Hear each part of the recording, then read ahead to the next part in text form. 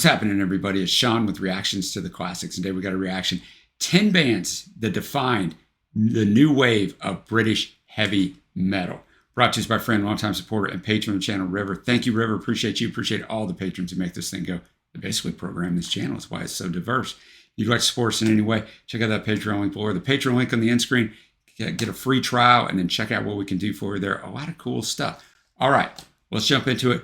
River's going to give us a quote first from the book Denim and Leather by Michael Hahn. And this quote is from the great Frank Turner, one of my favorites. I saw him in concert in July. He said, "Finally, a book about one of the most overlooked and unfairly derided movements in music history.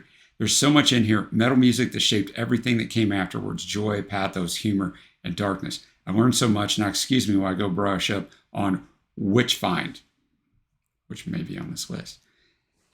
River says, one of the quotes that started me on the journey to give a short look through the new wave of British heavy metal, a wave of music from the early 70s to early 80s that ended up spawning many of the metal subgenres that would come later from thrash, Metallica, Anthrax, Slayer, and Megadeth, the big four of thrash combining the aggression of punk with the double bass drumming typical in NWOBHM bands, to black metal, Venom inspiring bands like Mayhem, Darkthrone, and Emperor, who solidified Norwegian black metal into its own genre, along with power metal and speed metal. Glam metal can even, to a degree, owe its existence to the NWOBHM, in part as Def Leppard are considered one of its titans. One of my favorite bands of all time, Def Leppard. Much of this movement can be defined by its DIY attitude. Escapist themes around mythology and fantasy were common, and its aggressiveness. Many deride the journey, but I found so much to love in it. So I give you 10 bands that defined it. No real order here, just 10 songs that play well together. All right, if you've never done this before, the music won't be in the video, but it will be at the Vimeo link below. Click on that. Follow along with this. Let's jump into it with the group that Frank Turner talked about, witchfynde. We're going to go with the song Living from Memories from the Cloak and Dagger album in 1983. And I'm going to have some history on each one of these bands, all right, because a few of them I know, most of them I don't. Witchfynde are an English heavy metal band, forerunners of the new wave of British heavy metal in the late 1970s. Their music was less extreme than other metal bands of the era, embracing both simple pub rock and complex progressive rock elements. They were formed in Derbyshire, England in 1974 by bassist Richard Blower and vocalist Neil Harvey. Richard discovered Montello, which is Trevor Taylor, in a band called Atafel. When Richard left the band in 1975, they reformed Witchfynde with lead guitarist Montello, bassist Andrew Colton, and drummer Gra Scoresby, and soon recruiting vocalist Steve Bridges. The band gained some exposure by touring the UK with Def Leppard in the summer of 1980. Their sound incorporated a mix of influences such as doom, progressive, and hard rock, with various aspects of heavy metal sound, as well as prominent use of satanic imagery, which this Christian's never on board with, but hey man, it is what it is. Around the time of the band's second release, the relationship with their label Rondelet Records became increasingly strained to the point where the label withdrew the band's funding. This made things very difficult for them and eventually led to the departure of vocalist Steve Bridges. The band then recruited new singer Luther Beltz and began working on a third album, Cloak and Dagger. So that's the lineup we have here. It was released on the small label Expulsion Records, but owing to bad production and the fact the label went bankrupt shortly after the album's release, it did not receive good promotion. One of the things, guys, back in the day, 60s, 70s, 80s, it started to change in the 90s and definitely changed this century. There were so many record labels. Now there's really 3, and they own all the other ones for the most part. But back then there were tons of record labels, because if you discovered somebody and hit it big, I mean, you could get rich pretty quick. But the problem was a lot of them flamed out because they couldn't make it, and then a lot of bands got thrown to the side. And it sounds like that's the case with Witchfynde. All right, I'm going to have the lyrics up as always. Thanks again, River. Witchfynde, Living from Memories. Really good song. You know, this is the album that, you know, when I was giving you the intro there, the introduction to the band, it talked about bad production on this album. I mean, there's not bad production on this song, but really good guitar work, fantastic. Drumming, really good. Nice chorus on this one, so really good way to start this out. And next up, we have Raven. We have the song Hell Patrol. We're going to go with the one Live at the Inferno from the original Rock Until You Drop album, you know, the original version of it, 1981, their debut album. They're an English heavy metal band formed in 1974 by either the Gallagher or the Gallagher brothers. It just depends, you say it either way. Bassist and vocalist John and guitarist Mark. They've released 15 studio albums to date, often referred to as athletic rock. Never heard that term. The band gained notoriety as part of the early to mid-1980s new wave of British heavy metal scene and is considered to be an influence and inspiration on the development of the thrash metal genre, including the Big Four, who River mentioned earlier, Metallica, Slayer, Megadeth, and Anthrax, as well as other bands such as Testament, Exodus, Overkill, Creator, Destruction, Sodom, Onslaught, Death Angel, Flotsam, and Jetsam, Coroner, Annihilator, and Razor. It's not real versed in this genre. Raven are also notable for headlining Metallica's first ever national tour in 1983. Eventually, they signed with Neat Records, a low-budget, I was talking about that earlier, metal label based in Newcastle, England. They released their first single, Don't Need Your Money, in 1980 and embarked on a number of UK shows, opening for bands such as Ozzy Osbourne's Blizzard of Oz, Motorhead, Whitesnake, and Iron Maiden. Their first album, Rock Until You Drop, which is, what this one comes off of, was released to critical acclaim in 1981, leading the band to tour Italy and the Netherlands. All right, so remember, this is going to be a live version. There's 3 7-minute plus songs on here. This is one of them, but they're all either 7:21 or 7:22. Just a weird little thing there, but let's do it. All right, Hell Patrol. I already flipped it to the next song to give that away, but really well done live performance. Obviously, the guitar work by Mark Gallagher was fantastic. John, the lead vocalist, did a great job. He's the bassist. And then Rob Wacko Hunter on drums. Drummers always have great names, but really well done. Live performance, spot on, man. You could feel the energy. And like I said, John's lead vocals, he's got that scream down that you got to have in this genre. Next up, and I already gave it away, you see it below, Angel Witch, Angel of Death from the Angel Witch album in 1980, their debut. Angel Witch are a British heavy metal band which formed in London in 1976. Despite never achieving major success, they were an integral part of the early 1980s new wave of NWOBHM movement and have been acknowledged as an influence by many bands of the then emerging thrash, speed, doom, and extreme metal genres. They've released 5 studio albums to date, so only 5, and have undergone numerous lineup changes through their 48-year career. It's really crazy. You're together for 48 years, you only have 5 albums, but leaving frontman and lead guitarist Kevin Hayborn as the only constant member. They formed originally under the name of Lucifer with guitarist and vocalist Kevin Hayborn, guitarist Rob Downing, drummer Steve Jones, and bassist Barry Clemens. Lucifer split and Steve Jones joined Bruce Dickinson to form Speed. The remnants of Lucifer became Angel Witch, with the exception of Clemens, who was replaced by Kevin Riddles, and Steve Jones, who was replaced by Steve Coleman. The following year, Rob Downing left the band. In 1980, Bronze Records picked up the band and recorded and released their debut album, this one, self-titled Angel Witch. Subsequent to the album's release, the band fell apart. Dave Hogg was fired and Kevin Riddles left the band to form Titan. Despite Hayborn's attempts to continue Angel Witch with other musicians, the end of the band was declared and he joined Deep Machine. Angel Witch returned to activity in 1982, so a couple years later, when Hayborn and 2 musicians from Deep Machine, namely vocalist Roger Marsden and drummer Ricky Bruce, left to assemble a new Angel Witch lineup together with bassist Jerry Cunningham. This lineup lasted a very short time as Marsden's voice did not fit the style of the band very well. He was fired from the band, and Hayborn assumed the vocals once more. Many incarnations as time went on, and even a move to the United States. They've been cited as an influence by many notable metal bands, including Metallica, Venom, Slayer, Anthrax, Testament, Celtic Frost, I just had them on a live stream the other night, Death, Candlemass, and Megadeth, the latter of whose lead singer Dave Mustaine graced the February 2010 cover of Decibel magazine wearing an Angel Witch shirt.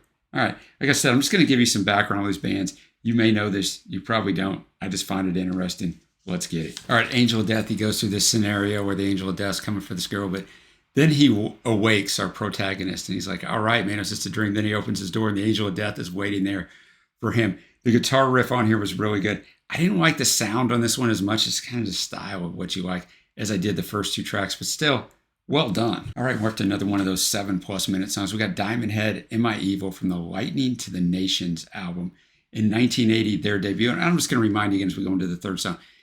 These are bands that Rivers chose. I mean, you got to choose a song for the band. It's not necessarily saying I don't think that these are their best songs. It's just we got a representation of them. Am I Evil remains the band's signature song. It was written by lead vocalist Sean Harris and guitarist Brian Tatler, released by Happy Face Records, a label owned by the producer Muff Murfin of the old Smithy Studio in England. The song was immediately popular amongst heavy metal fans in the UK upon its initial release, but only rose to international prominence after Metallica covered the song as a B-side on their 1984 single Creeping Death. The cover was then re-released on their 1998 cover album Garage Incorporated. The song was influenced by Black Sabbath's 1975 song Symptom of the Universe. Now, I got quite a bit on them. They are an English heavy metal band formed. Obviously, they're all English. I probably don't even need to say that right. In 1976. They were acknowledged by bands such as Metallica and Megadeth as a significant early influence. Brian Tatler formed the band with drummer Duncan Scott while still attending school. In June of 1976, they found singer Sean Harris, who was in the same year, and went through 3 bass players before settling on Colin Kimberly in February of 78. They recorded 2 self-financed demo tapes in 1979. They were recorded within 6 hours on a 4-track, one of which was sent to Jeff Barton at Sounds. The timing was perfect with the emergence of the new wave of British heavy metal. In 1979 to 80, it's a little fuzzy on the dates, Diamond Head were managed by budding local managers Dave Morris and Ian Fraser. Morris put some money into the band and tried to get the band a record deal. Fraser took to driving the band around the UK on tour. Sean Harris's mother, Linda Harris, persuaded her boss and boyfriend, Reg Fellows, to come and see the band with a view to investing in them. Diamond Head's demos and live reputation gained enough attention for the band to get 2 support dates with AC/DC, who was already huge by then, right? And one with Iron Maiden at the Lyceum in London. Although several record companies expressed interest in signing the band and their managers secured a couple of offers, none were deemed worthy by Fellows and Linda Harris. So the mom and the boyfriend, who were now beginning to advise Sean Harris as he still lived at home with his mother. A difference of opinions about how to manage Diamond Head followed, which eventually led to Morris and Fraser quitting their roles as managers, and the jobs fell solely to Fellows and Linda Harris. Boy, that family gets involved sometimes. It doesn't turn out well for you. Thus, while other new waves of British heavy metal bands were signed to major labels and putting their toe into the U.S. market, Diamond Head remained independent. Guitarist Brian Tatler thinks that their joint managers had unrealistic expectations about the kind of record deal the band should sign, and when no one lived up to this, Fellows decided that the band should record an album quickly and cheaply at a local 24-track studio where they had recorded their first single, Shoot Out the Lights. No money exchanged hands, and the studio owner, who I mentioned a minute ago, Muff Murfin, in return for a week of studio time, took 50% of the band's publishing for 15 years. So let's review that one more time. They got a week of free studio time, and he gets 50% of their publishing for 15 years. It is believed that tapes were passed on to various labels, but when the debut album, this one, Lightning to the Nations, failed to secure a record deal, management decided they would release 1,000 copies of the album on the independent label owned by Muff that I mentioned, Happy Face Records. They have cited their early inspirations as classic 1970s British rock bands such as Deep Purple, Led Zeppelin, UFO, Black Sabbath, Judas Priest, and Free. Brian Tatler relating that their first albums he bought were Led Zeppelin's Led Zeppelin 2 and Deep Purple's Machine Head. We got reviews of both of those up. And said that although a lot of his guitar work was inspired by Ritchie Blackmore and Michael Schechner, it was punk rock that showed him that anyone could form a band. Colin Kimberly commented Diamond Head got their complex sound from listening to bands like Sabbath and Rush and realizing that a song with a single riff throughout was not interesting enough. There's a lot of background, but I thought it was an interesting story. These guys probably could have been huge. Family gets involved. Oh, they're not giving you enough money. And then guess what? Eventually, no one gives you any money. Okay, I was just vibing with that song, and I was like, is it over? So the highest compliment I could pay a long song is that it doesn't seem like that was 7:21. It doesn't seem like it at all. That was a really good song, man. You can hear the talent in them. Really well done. Debut album. Doing this on a shoestring budget. Giving away their publishing, right? It's just a shame, that story I told you up front. I'm really glad I told it to you now. Hopefully you are too.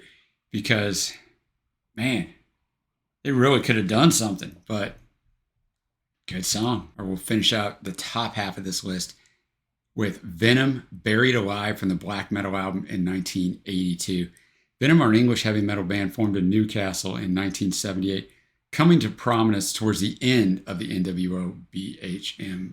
Their first 2 albums, Welcome to Hell in 1981 and Black Metal, this one in 82, are considered major influences on thrash metal and extreme metal in general. Their second album, this one, proved influential enough that its title was used as the name of the black metal genre. Yes, that's right. Black metal is named that way because of this album. As a result, Venom were part of the early wave of the genre, along with Merciful Fate and Bathory. Their debut album, Welcome to Hell, was a big influence on future thrash bands. Venom's music was faster and harsher than most heavy metal contemporaries, and while Satanism and other dark topics had been featured in metal before, the subject had rarely been prominent. Conrad Lamp was quoted as saying that his celebration of evil subject was inspired by the perceived need to outdo musicians like Ozzy Osbourne of Sabbath, who would, quote, sing about evil things and dark figures and then spoil it all by going, oh no, please, God help me. Their second album, this one, is cited as perhaps the most important influence in the development of black metal, thrash metal, death metal, and other related styles that are often grouped under the extreme metal umbrella. Many defining elements of these genres are first found in the lyrics and song titles created by Lant, his unique singing style and larger-than-life presence. Venom's first 2 albums inspired cult followings to this day. While many of their new wave of British heavy metal peers like Iron Maiden found measures of popular success or critical acclaim, or like Def Leppard, they're moving away from heavy metal towards hard rock, Venom were still regarded by critics as, quote, a trio of buffoons. Prime influences of Venom were Sabbath, Judas Priest, Motorhead, the Sex Pistols, and Kiss. Other musicians or bands that have influenced Venom are Deep Purple, The Who, The Tubes, Van Halen, The Rolling Stones, and Elvis Presley. So The Tubes, Halen, Stones, Presley, great variety there.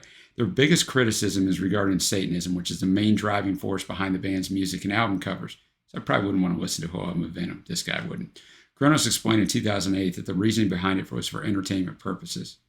I've said this before, that only goes a certain amount when you're singing about and praising Satan, but the critics hated them and they weren't very technically proficient early on. So they played fast to compensate and thus inspired others. So it's funny, right? If I can't do it well, I'm just going to do it fast. Kind of like if you don't know a lot about something, just talk really fast about it and then move on. So I think they kind of want the same thing. I just thought that was kind of cool. I mean, a whole genre might have been birthed because they weren't real technically proficient. So pretty cool. All right, Buried Alive. I had to go back and edit this once you see it because it rolled to the next song because it just kind of ended abruptly.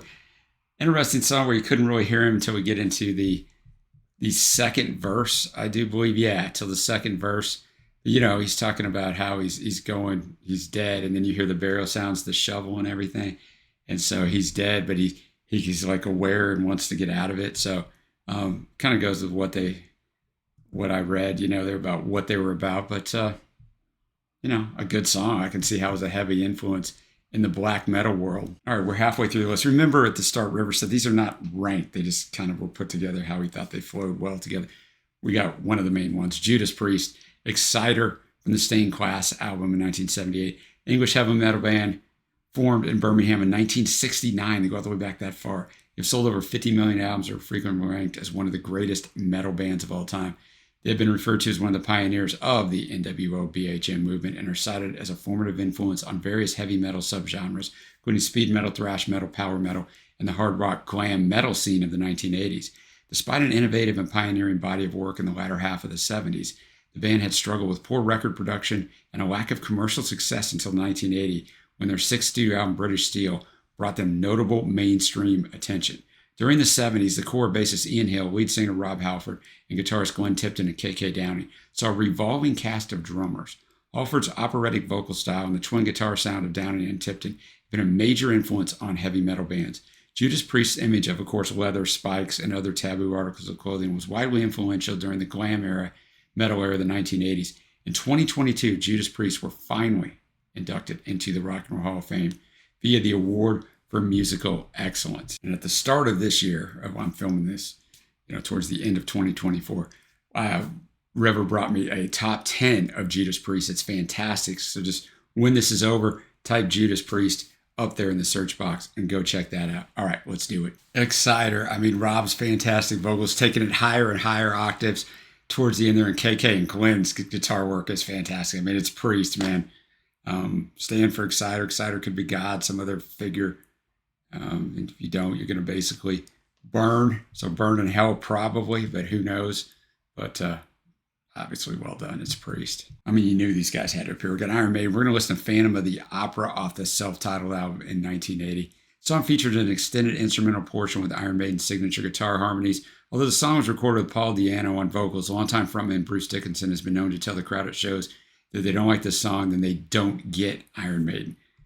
I'll give you a little brief history into Iron Maiden, but I have 2 Iron Maiden top 10s up that one of our other patrons, Evan David, did, and they're very, very good. So once again, after this, you can type those in the bar above. They're an English heavy metal band formed in East London in 1975 by bassist and primary songwriter Steve Harris.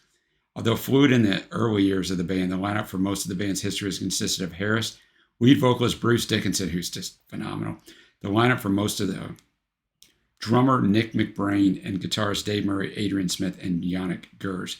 As pioneers of the new wave of British heavy metal movement, Iron Maiden released a series of UK and US platinum and gold albums, including 1980's debut album, this one, 1981 Killers, and 1982 The Number of the Beast, its first album with Bruce Dickinson, who in 1981 replaced Paul Di'Anno as lead singer.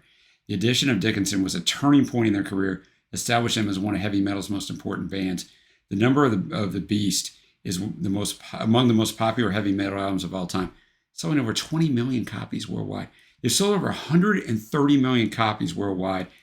The band is considered to be one of the most influential and revered heavy metal bands of all time. They've received multiple industry awards, including the Grammy and Brit Awards. They've released, get ready, 41 albums. 17 of those were studio, 13 live, 4 EPs, and 7 compilations. They've also released 47 singles and 20 video albums and 2 video games. Their lyrics cover topics such as history, literature, war, mythology, dark fantasy, science fiction, society, and religion. All right, let's get it. I knew something else was coming, but it just took 10, 12 seconds of silence there. Phantom of the Opera. I mean, Paul Di'Anno's good, but Bruce Dickinson's on another level. So I'm sure River chose this song. Well, I don't want to speak for it, but I would imagine River chose this song just because of those great guitar harmonies in there and, fantastic guitar work. So it gives you a really good idea of what they were about, especially this early stuff. Next up, we got Girlschool, Please Don't Touch from the Hit and Run album in 1981. They're a British rock band that formed in the new wave of British heavy metal scene in 1978, frequently associated with contemporaries Motorhead, who actually appear on the song. They're the longest running all-female rock band, still active after more than 40 years, and I'd never heard of them until this. Formed from a school band called Painted Lady, Girlschool enjoyed strong media exposure and commercial success in the UK in the early 80s with 3 albums of, quote, punk-tinged metal and a few singles, but lost their momentum in the following years. In December of 1978, they released their first single, Take It All Away, on the independent record label City Records, owned by Phil Scott, a friend of the band. The single had some radio airplay and circulated in the underground scene. It came to the hearing of Ian Kilmister, commonly known as Lemmy, of course, leader of the British rock band Motorhead, who wanted to meet the band. He, together with Motorhead and Hawkwind manager Doug Smith, went to see the band performing live and offered them a support slot on Motorhead's Overkill tour in the spring of 1979. This was the start of an enduring relationship between the two bands. This 1981 cover song, the cover song was a collaboration between them and their most successful release for both bands at that time. In December of 1980, Girlschool officially started recording the follow-up to Demolition, their debut with producer Vic Maui, who had meanwhile produced Motorhead's classic album Ace of Spades. More on that in a minute. During the sessions, Mayo suggested a studio recording team up with Motorhead, resulting in the release of the EP St. Valentine's Day Massacre. The EP contains the cover of this song, which is a cover of Johnny Kidd and the Pirates, and 2 self-covers. The EP reached number 5 in the UK singles chart and was the best sale performance for both bands at the time, so everybody benefited from it. All right, let's go. That song was really good. The dichotomy of their voices and the blending of their voice is just super catchy. The guitar work's fantastic. I wish it was longer. It's only 2 minutes, 47 seconds. It would probably help the chart success of it and sales of it, right? Because you just repeatability of it. But it's just, it's such a difference. It's so good. Like I said, I'd never heard of Girlschool. And we got 2 bands left. Did somebody mention Motorhead? We got Ace of Spades off the Ace of Spades album in 1980. Motorhead were an English rock band formed in London in 1975 by, of course, bassist and vocalist Lemmy Kilmister, guitarist Larry Wallace, and drummer Lucas Fox. Lemmy was also the primary songwriter and only constant member. The band are often considered a precursor to the new wave of British heavy metal, which re-energized heavy metal in the late 70s and early 80s. Though several guitarists and drummers have played in Motorhead, most of their best-selling albums and singles feature drummer Phil Filthy Animal Taylor and guitarist Fast Eddie Clarke. From 1995 until the band's breakup in 2015, the group consisted of Lemmy, Mickey D on drums, and Phil Campbell on guitar. They released 23 studio albums, 10 live recordings, 12 compilation albums, and 5 EPs spanning over a 40-year career. Usually a power trio, they had particular success in the early 80s with several successful singles in the UK Top 40. The albums Overkill, Bomber, Ace of Spades, and particularly the live album No Sleep Till Hammersmith cemented Motorhead's reputation as a top-tier rock band. The band are ranked 26 on VH1's 100 Greatest Artists of Hard Rock. By 2023, they'd sold more than 30 million albums worldwide. Most often classified as heavy metal, they've been credited with being part of and influenced numerous musical scenes. Thrash metal and speed metal, especially Lemmy, however, always insisted they were a rock and roll band. He said they had more in common with punk bands, but with their own unique sound. Motorhead is embraced in both punk and metal scenes. Their lyrics typically cover such topics as war, good and evil, abuse of power, promiscuity, and substance abuse. This song, Ace of Spades, one of the most popular tunes. It's an ode to gambling and risking everything for the thrill of the game. Lemmy told Rolling Stone about this. It's still very popular. When we do it on stage, everyone loves it. But when we wrote it, we were just doing an album. It's just effing another song. I thought it was pretty good, but I didn't think it was that good. So I have no special memory of writing it. It's got a tap dancing part, Phil's solo. When he called it that, there was a big debate. Are we going to take it or leave it in? And then we left it in. I was surprised when the song took off. It's no better than all the others. I did a bit of gambling back then, but I don't have any good gambling stories. I have lots of bad ones. I've lost a lot of money. I used to live on the seaside in Wales, and that's all there was. There was a gambling machine in the local cafe, and they had a jukebox at the same time. So I was all set up. I'm not a poker player. I play slot machines. I've been playing them since I was about 18, when you were getting into bars. I don't trust any form of gambling with people involved in it. I like the machines better. It's been 13 weeks in the UK singles chart. Originally peaked at 15 upon its initial release. January of 2016 reached number 9 in the official Friday chart, reached number 13 following the death of Lemmy and subsequent dissolution of the band. All right. NME called this 155th best song of all time. Rolling Stone 442. And number 3 on their list of 100 greatest heavy metal songs. It lives up to all of that. It is just a powerhouse. It's under 3 minutes. It is just a powerhouse of Lemmy. It is a powerhouse of instrumentation. It is just fantastic, man. Fantastic. All right, we're going to finish this off with Saxon, Denim and Leather from 1981, their 4th studio album. River says, I rap with this song by Saxon, a celebration of metal as a genre, and especially the bursting of the dam, as they call it, of 79, when the new wave of British heavy metal these bands all were a part of began truly changing the scene. Denim and Leather, just a really good way to end this list off. This was made in 1981, so it's an ode basically to the people who kind of helped them and helped the scene with the whole denim and leather, because that's what people wore. But Bill Byford on vocals and Paul Quinn and Graham Oliver on guitars are fantastic stuff. Fantastic stuff. And I didn't give you their background, but they were formed in Barnsley in 1975. They were considered one of the leaders of the NWOBHM. They had 8 UK top 40 albums, including during the 1980s, 4 top 10 UK albums, and 2 top 5 albums. So they were very, very popular. They had numerous hit singles on the UK singles charts and experienced success all over Europe, South America, and Japan, as well as in the US, but I had never heard of them until a recent live stream. During the 80s, they established themselves among Europe's most successful metal acts. The band tours regularly and sold more than 23 million records worldwide. So that is kind of how they got it going. This album was dedicated to their fan base, still popular today. This title track is regarded as a metal anthem. By the time this hit, they were seen as the leaders of the NWOBHM movement, with future greats Iron Maiden and Def Leppard following close behind. They've been cited as a major influence or inspiration by numerous bands, including Motley Crue, but we won't hold that against them, right? It's a joke, sort of. Metallica, Megadeth, Slayer, Anthrax, Pantera, Testament, Dokken, Skid Row, Dream Theater, who just came out with a new song, Exodus, Overkill, King Diamond, and Celtic Frost. All right, that's going to wrap up this top 10 bands that define the new wave of British heavy metal movement. River says, this is not as deep a dive as it could be, far more surface level. I highly recommend Denim and Leather, the book that I referenced at the start with the Frank Turner quote, for any who are interested more in the history of the genre. I'm going to pick my favorites. I kind of got to go by songs, sort of, because I really don't know a lot from any of these artists, but my honorable mention, that first song by Witchfynde, is really good. And then my faves, Diamond Head, Judas Priest, Iron Maiden, even though I don't love that version of Phantom of the Opera, I like the later versions of it with Bruce on lead. Girlschool, Motorhead, and Saxon. I know it's a lot, but I mean, I dig this kind of music. Like I said, I just didn't know most of it. So thank you to River for taking the time. This is an undertaking right here to put this together. Let me know your favorites down below, who else I should check out from the movement. And until next time, guys, I will see you.